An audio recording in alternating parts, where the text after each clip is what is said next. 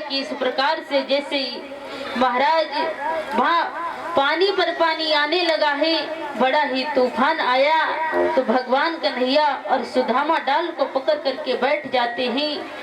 इधर सुदामा को भूख लगी है तो धीरे धीरे वो चना थे धीरे धीरे चाबने लगे हैं। भगवान कन्हैया ने कहा है कि भैया तुम क्या खा रहे हो?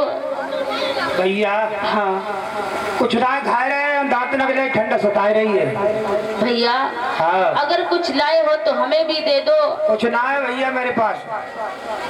आज जैसे ही सुदामा ने भगवान कन्हैया से झूठ बोला है कि भैया हमारे पास कुछ नहीं है, डांटों को सीध सताने लगा ही, तो उसी समय आज सुदामा इस प्रकार से कहने लगा कि भैया हमारे पास कुछ नहीं रखा है। तो भगवान कन्हैया कहने लगे, वारे सुदामा तुमने हमसे झूठ बोला है।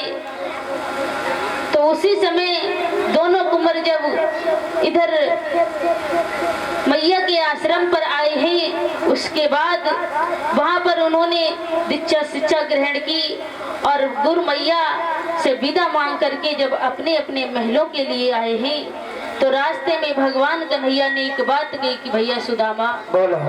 जा तो रहे हो लेकिन कभी हमें भूल मत जाना।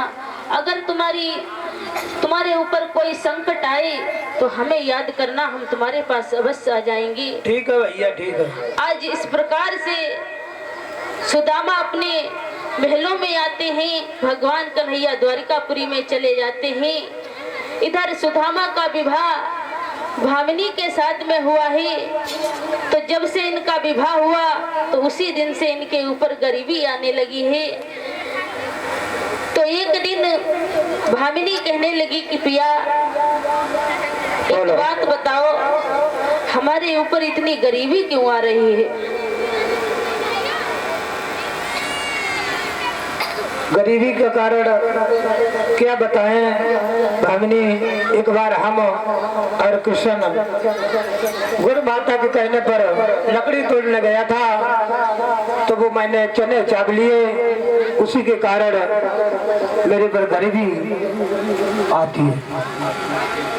आज जैसे ही सुदामा कहने लगे हैं कि इस प्रकार से कि भामिनी, तो सुदामा की वो दशा हो गई, द्वार द्वार पर दिन भर विचारे मांगते हैं लेकिन कहीं पर पेट भरने के लिए भोजन नहीं मिलता है, तो निराश होकर के लौट आते हैं। इस प्रकार से सुदामा की वो दशा हो गई।